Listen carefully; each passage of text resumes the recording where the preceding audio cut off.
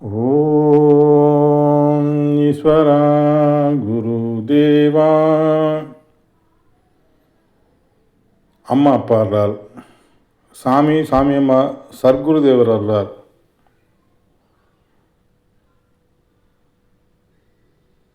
சர்வேஸ்வரனின் அருள் சக்தியும், அதாவது சூரியனின் அருள் சக்தியும்,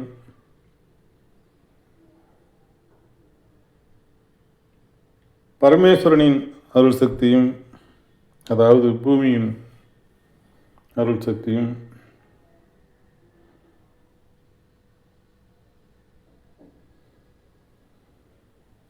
ஈஸ்வரா நமது உயிரின் அருள் சக்தியும்,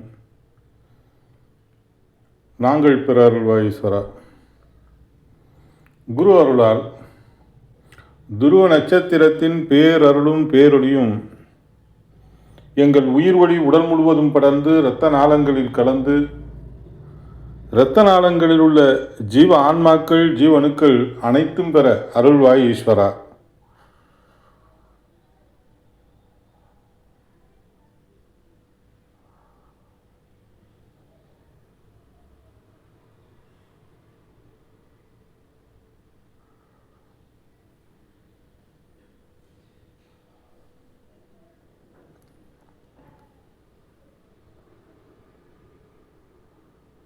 ஓம் ஈஸ்வரா குருதேவா கருணை சுரூபா. இப்பொழுது நாம் பார்க்க இருப்பது உயிரை கடவுள் புத்தகத்திலிருந்து வியாபாரி சொன்னது. தலைப்பு வியாபாரி சொன்னது. இப்போ நாம் உள்ள போகலாம். விடிந்து 7 மணி அளவில் எழுந்து சூரிய தியானம் செய்துவிட்டு மண்டபத்திற்கு பக்கத்தில் இருந்த புளிய மரத்தில்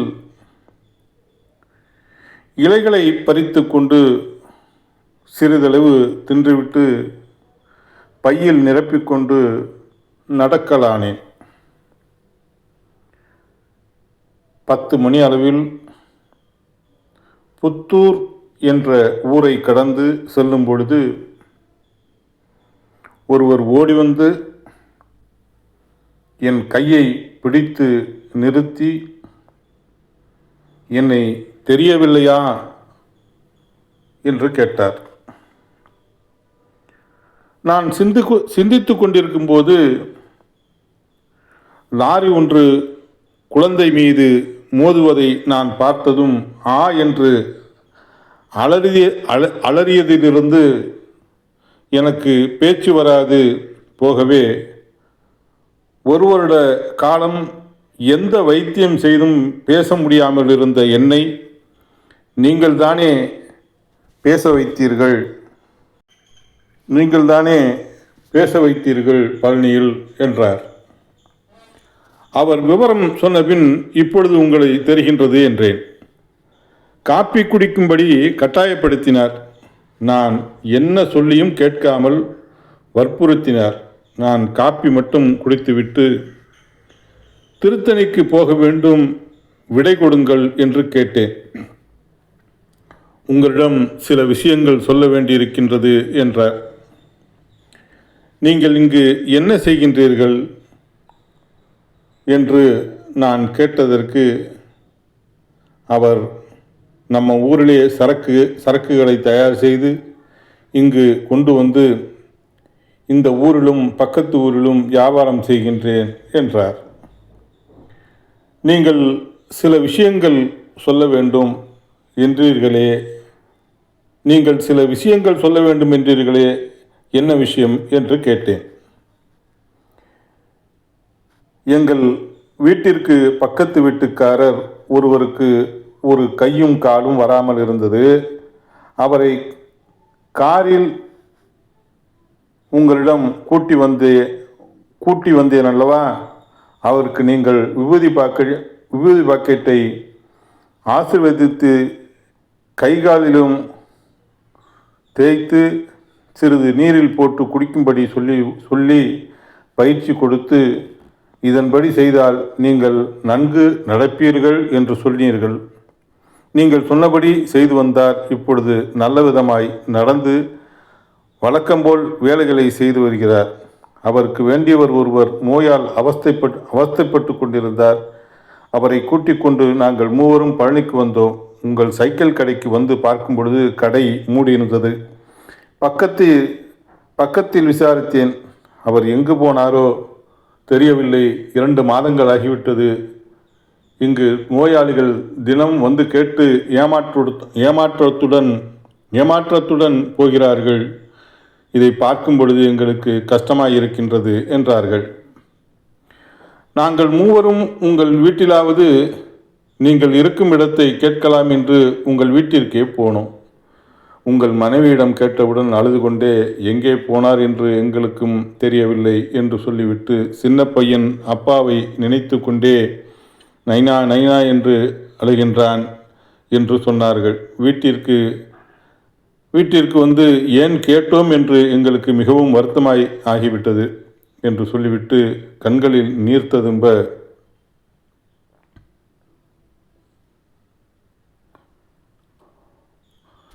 தழுதழுத்த குரலில், சாமி, உங்களுக்கு ஊரில் என்ன குறை?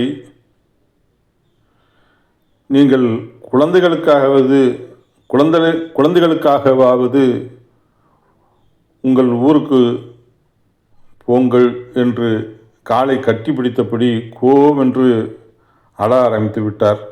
பிறகு அவருக்கு நான் சமாதானம் சொல்லிவிட்டு, என் மனைவி நோய்வாய்ப்பட்டு மரண அவஸ்தையில் இருந்ததை குணப்படுத்தி கொடுத்தார் குருதேவர். நான் சொல்வதை கேட்பாயா என்று குருதேவர் என்னிடம் வாக்கு கேட்டார். நான் சரி என்று வாக்கு கொடுத்த பின் குருதேவர் சொன்னபடி செய்யவில்லை. நான் சரி என்று வாக்கு கொடுத்த பின் குருதேவர் சொன்னபடி செய்யவில்லை என்றால் குருதேவரின் கோபத்திற்கு நான் ஆளாக வேண்டுமல்லவா என்று அவருக்கு ஆறுதல் சொல்லிவிட்டு திருத்தணிக்கு போகின்றேன் என்றேன்.